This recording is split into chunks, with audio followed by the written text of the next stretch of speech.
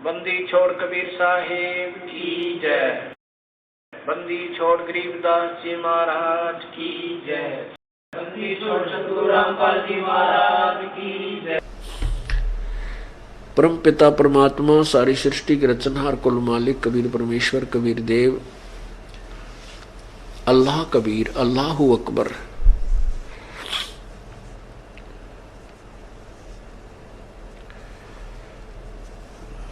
अपनी प्यारी आत्माओं को यथार्थ ज्ञान, ये तत्व ज्ञान समझाने के लिए, बताने के लिए स्वयं ही यहां पर प्रकट होते हैं। वो परमात्मा यहां आने की कई प्रकार की लीला करते हैं। एक तो जैसे एक पूरा जीवन एक सिंपल मैन, जन साधारण की तरह जीवन जीते हैं और उस समय वे स्वयं तत्वदर्शी संत की भूमिका भी करते हैं। और एक हंस, हंस मीन सुयोग्य भक्त, सुयोग्य शिष्य की भी भूमिका करते हैं। क्योंकि जो एक भक्त में एक श्रद्धालु में जो गुण होते हैं वो कैसे होने चाहिए, वो परमात्मा कबीर जी स्वयं में ही एक लीला करके दिखाते हैं। ऐसे और स्वयं वो परमात्मा भी यही वही परमात्मा भी होते हैं, सर्व ब्रह्मांडों का संचालन भी स्वयं ही करते हैं। तो उसमें वो एक जीवन पूरा रहकर यहाँ जाते हैं। जैसे सतयुग में सत्सुकृत नाम से प्रभु ऐसे ही बालक रूप शिशु रूप धारण करके प्रकट हुए थे और फिर जब वो छोटी आयु के ही होते हैं उसी समय अपने तत्व ज्ञान का डूंडा ठा देते हैं। इस अपने तत्व ज्ञान का प्रचार वो बालकपन से प्रारंभ कर देते हैं और बड़े बड़े विद्वान मंडलेश्वरों को वो उनके छक्के छुड़ा देते हैं। लेकिन वो कर्महीन, ज्ञानहीन और अभिमानी संत ऋषि उस परमेश्वर को पहचान नहीं पाते हैं, उनके विरोधी बन जाते हैं, जनता को गुमराह करते हैं कि ये झूठा है, कपटी है, ये कोई इसके अंदर कोई प्रेत है, ऐसे ऐसे कह करके उसको परमात्मा को जो है पहचानने नहीं देते, जनसाधारण को उसके विरोधी बना देते हैं और वो काल प्रेरित होते हैं। वो परमात्मा उसके अतिरिक्त वो सह शरीर आते हैं और सह शरीर ही चले जाते हैं। वो कौन है वो परमात्मा? वो कबीर है। कौन कबीर? वेदों में उसे कहा है कबीर देव। हम उसे कबीर साहब कहने लगे, कबीर साहब। और वेदों में लिखा है कबीर देव। कबीर अंगारियसी, बम्भारियसी और सवर ज्योति रतधामासी। वो कबीर नामक परमात्मा पापों का शत्रु है, पाप विनाशक है। अंगारी, अंगारी माने पापों का शत्रु, अरि माने शत्रु, अंग माने पाप। और बम्भारी माने बंधनों का शत्रु, अच्छा अर्थात कर्म बंधन को काटने वाला बंदी छोड़ है। सवर ज्योति रतधामा यानी सतलोक युक्त है, सतलोक में रहता है, सतलोक में रहने वाला है, उसका नाम कबीर है। कुरान शरीफ में उसे अल्लाह कबीर लिखा है। अल्लाह कबीर, अल्लाहु अकबर। अकबरू कहो, अकबर कहो, कबीरा कहो, कबीरन कहो, खबीरा कहो, खबीरन कहो। इसका कबीर का अर्थ उन्होंने बड़ा लिख दिया कि कबीर का अर्थ बड़ा होता है। अल्लाह कबीर, बड़ा अल्लाह। अल्लाहु अकबर का अर्थ वो लगाते हैं बड़ा भगवान।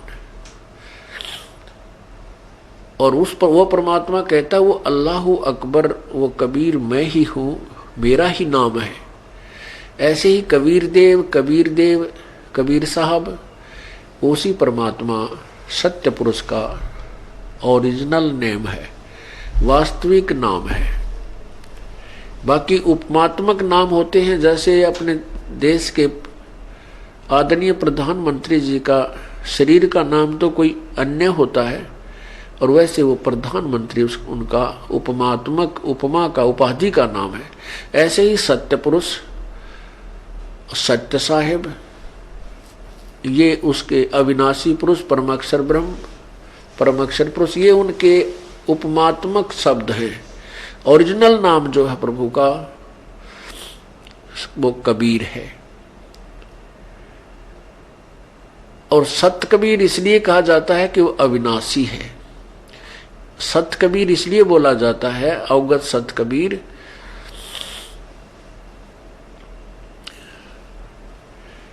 कि वो अविनाशी है। वैसे कबीर नाम और भी बहुत रखे जाते हैं, लेकिन वो अभी सत्य नहीं लिख सकते उनके सामने। सत्य केवल इस परम पिता के साथ ही लगाया जा सकता है, क्योंकि ये अविनाशी है। इसलिए इसको सत्य साहेब, अविनाशी भगवान। सत्य साहेब माने, साब माने परमात्मा, स्वामी, मालिक। साब, साब, सत साब कहो, सिंपल में हम साहेब लगा देते हैं क्योंकि अभ्यास ऐसा हो गया। सत साब कहो तो सत साब, सत साब, अविनाशी प्रभु, साब। साब माने स्वामी, मालिक। जैसे कोई डिवीजन, एक ही एक क्षेत्र में अधिकारी है, उसको साहब बोलते हैं। वो कुछ एक कर्मचारियों के ऊपर का मुखिया होता है, मुखिया को साहब बोल देते हैं। स्वामी बोल दे उसको, राम बोल दे, प्रभु बोल दे, भगवान बोल दे। तो ऐसे ही वास्तव में परमात्मा मालिक कबीर जी है, वो सत्य कबीर है, अविनाशी प्रभु है।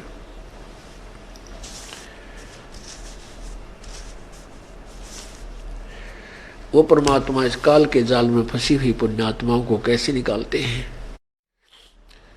पुण्यात्माओं, इस तत्व ज्ञान को जब जनसाधारण के सामने प्रस्तुत किया जाता है तो ये भोली आत्माएं उस अज्ञान अंधेरे में इतनी डूब चुकी होती हैं कि सत्य को स्वीकार करने को तैयार नहीं होती।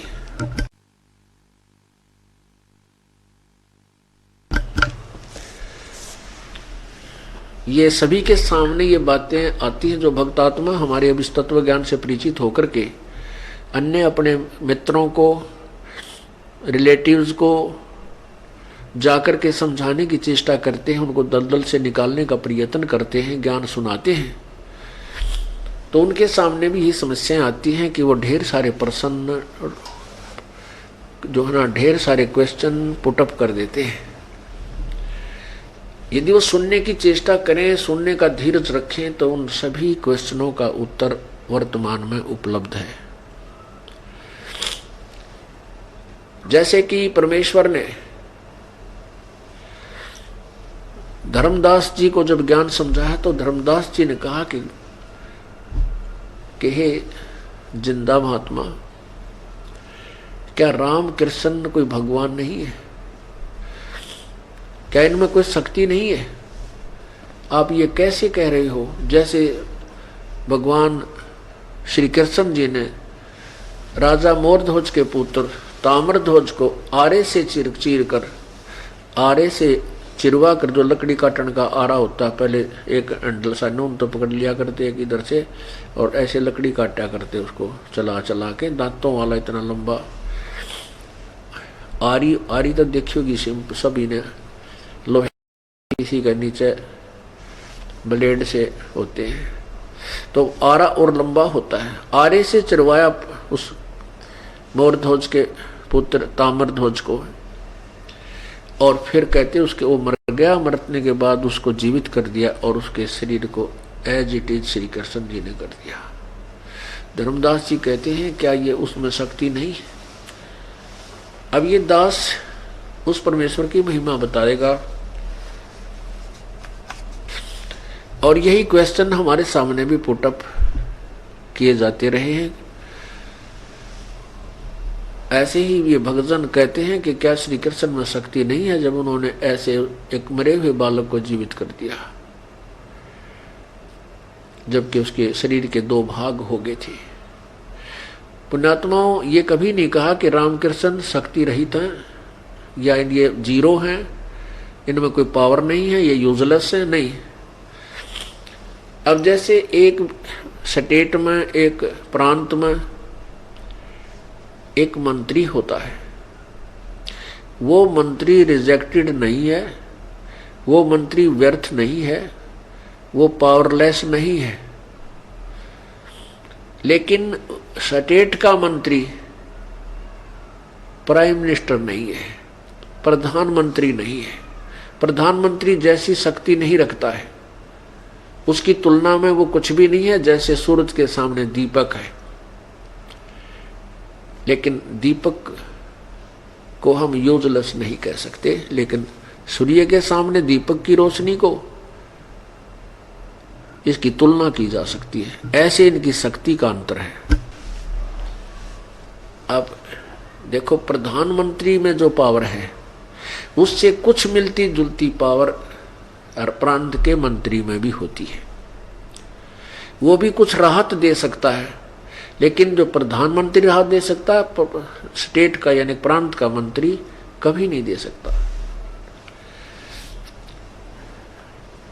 तीन लोक का राज है, तीन लोक का राज है, ब्रह्मा विष्णु महेश, ऊंचा धाम कबीरे का, वाणी विरह विदेश।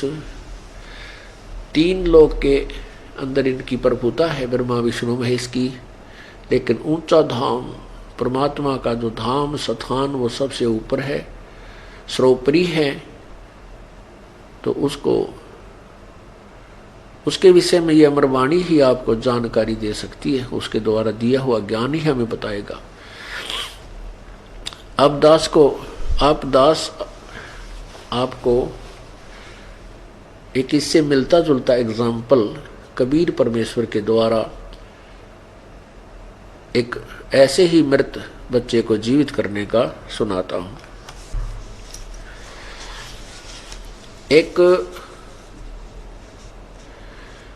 शेव, एक सम्मन नाम का मनियार था, बहुत ही गरीब था, और वो परमेश्वर के वचनों से प्रभावित होकर के पूरे परिवार ने प्रभु का उपदेश प्राप्त कर लिया था, कबीर जी के शिष्य हो गए थे। जो परमेश्वर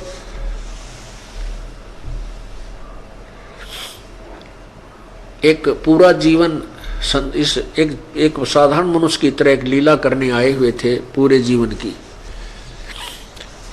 तो उस समय वो तीनों के तीनों, एक परिवार में तीन सदस्य थे, सम्मन, उसकी पत्नी नेकी और उनका पुत्र सेव। शिव भी कहते हैं उसको, सेव अपने लोकल लैंग्वेज में सेव नाम रखा था उसका, वैसे शिव था।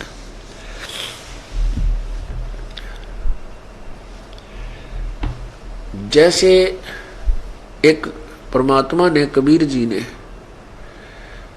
शेख तकी नामक एक मुसलमान पीर, जो सिकंदर लोधी दिल्ली के बादशाह का पर्सनल पीर था,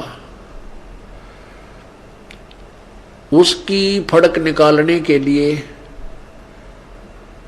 उसके द्वारा ली गई परीक्षाओं को परमात्मा ने सफल करने के लिए, और ये चाहते थे परमात्मा के भोली आत्माएं मुझे पहचान सके।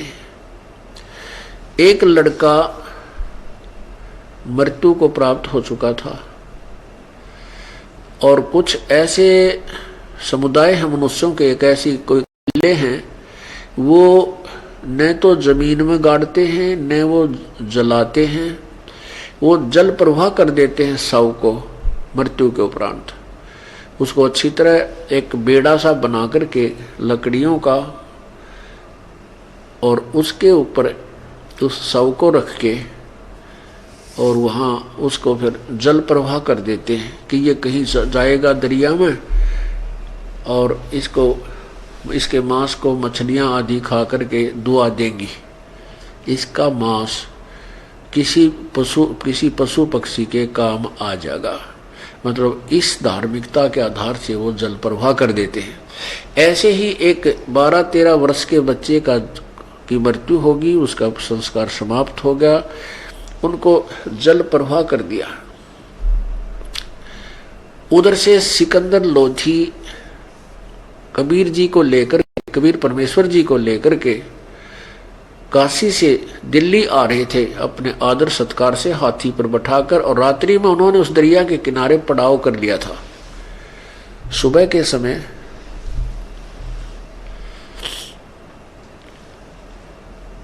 जब शेख तकी नाराज हो गया था, क्योंकि सिकंदर लोधी का धार्मिक गुरु था शेख तकी, और सिकंदर लोधी ने कबीर जी को अपना गुरु धारण कर लिया था और उनकी बातों को महत्व ज्यादा देने लगे थे। इससे शेख तकी को ईर्षा हो गई थी। इस ईर्षावश वो सिकंदर लोधी से मुंह चढ़ाए फिर रहा था। अलग उसका टेंट लगाया गया था पीर जी का। सिकंदर लोधी सुबह सुबह उसको प्रणाम करने जाता था कि ये डरता था कि कहीं ये मेरे से नाराज हो जावे और सभी मुसलमानों को मेरे विरुद्ध कर दे, जनता को मेरे विरुद्ध कर दे, मेरा राज्य ना चला जाए। इस दृष्टिकोण से वो सुबह उठा और शेख तकी के उस टेंट में गया जो पड़ाव दरिया के किनारे लगा रखा था।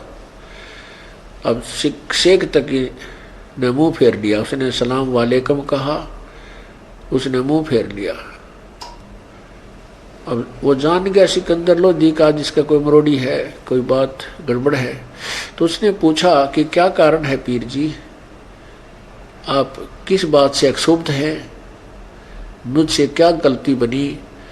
शेख तकी कहता है कि सलाम वालेकुम उसके कर ले, जो तुझे मिलना गया है, मिल गया है तुझे तेरा गुरु, उसको कर ले, मेरी क्या आवश्यकता तुझे, चल वहां बताऊंगा तुझे, सब मुसलमानों को कह दूंगा कि ये सिकंदर जो है मुसलमान नहीं रहा, अब हिंदू बन गया है, काफिर बन गया है, ये है वो। सो मारी डांट। अब सिकंदर लोधी के पैरा तले की धरती निकल गई, जमीन गई, भाई यो बात बिगाड़ेगा। और सभी वो भोली आत्मा मुसलमान इसकी बात को शिरोधार्य करते हैं। फिर उसने कहा, सिकंदर लोधी ने कहा, पीर जी बात बता, क्या त्रुटि हुई मेरे से, तू कैसे प्रसन्न होगा। कहते तू उसको किस लिए फिर रहा है, उसमें क्या देखा तूने कबीर को। पर सिकंदर लोधी का जलन का रोग ठीक किया जो किसी से ठीक नहीं हुआ था, उस परमेश्वर कबीर जी ने सप्रस मात्र से, आशीर्वाद से। और रामानंद जी का सिर काट दिया था उस सिकंदर लोधी ने गुस्से में आकर, जो कबीर जी के जो एक गुरु जी थे। और कबीर परमेश्वर जी ने उसको, रामानंद जी को भी जीवित कर दिया था सबके सामने। तो सिकंदर लोधी ने कहा कि पीर जी उसमें मैंने क्या देख लिया ये तो मैं आपको क्या बताऊं, या मैं जानूं या मेरा अल्लाह जाने। मेरे साथ ऐसा जुल्म हो रहा था, ना आपसे ठीक हुआ, मैं आपके सारे जंतर मंत्र जो आपने बताए मैंने किए, लेकिन मैं स्वस्थ नहीं हुआ। और न ही अन्य किसी पीर या संत या किसी वैद्य से मेरे रोग का निवारण हुआ। और इस कबीर परमेश्वर, कबीर जी ने सप्रस मात्र से वो रोग मेरा छू मंत्र कर दिया। और मेरे सामने एक मेरे द्वारा किए गए कत्ल रामानंद जी के शीश को इसने मेरे सामने उसके सिर पे रखकर जीवित कर दिया। तो बताओ और क्या देखूं मैं इसमें, इससे आगे और क्या देखूं, इसमें क्या नहीं है। तो वो कहने लगा, ये तो जादूगर भी कर देते हैं ऐसा, शरीर को अलग टुकड़े टुकड़े दिखा देते हैं फिर जोड़ देते हैं। मैं जब जानूं मेरे सामने कोई मुर्दा जिंदा करके दिखाए तो मैं मानूं। अब शेख तकी वापस, अब वो सिकंदर लोधी फंस गया। अब दोनों के बीच में, अब जो सिकंदर लोधी वापस कबीर जी वाले, कबीर परमेश्वर वाले टेंट में पहुंचा, उसका चेहरा उतरा हुआ था। अंतर्यामी परमेश्वर ने पूछना तो एक बहाना था, जानी जान थे कहाँ बात कुछ हो कर दिया उसने काम इसका, शेख तकी ने। तो कबीर परमेश्वर ने पूछा कि क्या बात है सिकंदर लोधी, राजन कोई राजकाज की बुरी खबर सुन ली क्या। शेख सिकंदर लोधी ने कहा, प्रभु आपके रहते राजकाज का तो कुछ नहीं हो सकता, पर ये जो मेरा धार्मिक गुरु है ना पीर शेख तकी, यो मेरा कोई पिछले जन्म का दुश्मन है, यो मेरे सिर में दर्द रखा है 24 घंटे, कोई न कोई पंगा इसने पा के रखना। मैं बहुत कोशिश करता हूँ इसको भाई सेटिस्फाई रखूं। परमात्मा बोले बताओ क्या बात है, क्या क्या परेशानी पैदा कर दी उसने। ये भगवान के बताऊं, ये ऐसे ऐसे कह रहा है कि मैं जब जानूं कबीर मेरे सामने कोई मुर्दा जीवित करे, और नहीं तो मैं तेरी जाकर के दिल्ली में कह दूंगा मुसलमानों को कि ये काफिर हो गया है, हिंदू बन गया है। और परमात्मा यू अवश्य करेगा इस काम ने, क्योंकि इसकी लाल आंख हो रही है। और एक बार इसने अगर उनको कह दिया मुसलमान, सारे इसको देवता मानते हो, इसके वचन का पूरा पालन करते। इसलिए मैं इसकी चमचागिरी करता रहता हूँ, इसे ना बहुत कोशिश करूँ भाई तू टेक्या रहे। पर आज तो यो कति करड़ा हो रहा है, प्रभु जाते काम बिगाड़ेगा। परमात्मा बोले भाई नू करे, गीता बिना बयान नहीं बिगड़न देते। अर्थात उसने कह दे भाई जाके कोई मुर्दा ढूंढ ला भी जीवित करता हूं उसके सामने। अब सिकंदर लोधी का तो पक्का विश्वास था कि उसके उनके सामने ऐसा कर रखा, कमाल है। तो कहने लगे उसका तो जैसे दिए में तेल गल जाकर डल जाता है, ऐसे एकदम चमक उठे और गए शेख तक के पास के पीर जी मैंने कबीर जी से प्रार्थना की है और वो कह रहे हैं कि कोई मुर्दा ढूंढ ला भी जीवित करता हूँ। अब शेख की कहता है मुर्दा मैं कहाँ से लाऊं, कभी समय आएगा जब देखूंगा, कोई मुर्दा होगा जब देखूंगा। अब सिकंदर लोधी फिर मायूस होगा, भी मुर्दा में लवन मन 6 महीना में रमजा लेंगे, कल परसों दिल्ली ये जाते काम बिगाड़ेगा। और ज्यादा चिंतित हो गया। और परमात्मा अपने दंड को चिंतित होने को नहीं दे। इतने में वो लड़के का शव जो जल में प्रवाह कर रखा था वो सामने नजर आता हुआ दिखा। शेख तकी कहता है वो आ गया मुर्दा, वो आ गया मुर्दा। और खड़ा हो बोला उस कबीर को, करे इसको जिंदा। अब सिकंदर लोधी दौड़े दौड़े गए और कबीर जी से प्रार्थना की, प्रभु दया होगी आपकी, वो मुर्दा आ रहा है, एक शव आ रहा है। अब सारे जितने हजारों सैनिक बॉडीगार्ड उसके साथ थे राजा के सफर में, वो इकट्ठे हो गए, मंत्री थे वो इकट्ठे हो गए, शेख तकी कबीर साहब सिकंदर लोधी सब उस किनारे पा के खड़े हो गए। अब परमेश्वर कहने लगे सिकंदर लोधी उसको पीर जी को, शेख तकी को, कि शेख जी तो पहले कर ले जंतर मंत्र के पीछा नंबर बनाओ, मैं भी जीवित कर देता। तो सिकंदर लोधी ने तो कबीर साहब की बात को सेकंड करना ही था। कहा पीर जी आप कर लो, आप करो पहले। अब वो फंस गया।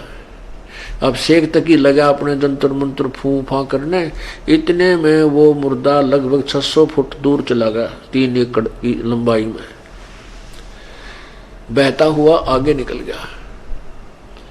अब शेख तक ही कहता है मुर्दा को भी जिंदे हुए हैं, वो तो कभी कयामत आएगी तब उठेंगे, ये झूठ बोलता है। ये चाहता था कि ये मुर्दा आगे चला जाए और तेरी बला टल जाए, इसलिए मेरे को लगा दिया, तू कर ले तू कर ले। ये मुर्दे कभी जिंदे होते? परमात्मा बोले अच्छा। कबीर साहब खड़े हुए और जैसे वो बहता हुआ ऐसे जा लिया था दूर, तो परमात्मा ने ऐसे कर दिया वापस संकेत, वो मुर्दा वापस चल पड़ा। अब स्ट्रीम में यानी उल्टा पानी के बहाव के विपरीत ऊपर आ रहा, जैसे कोई नौका चलती है इंजन वाली,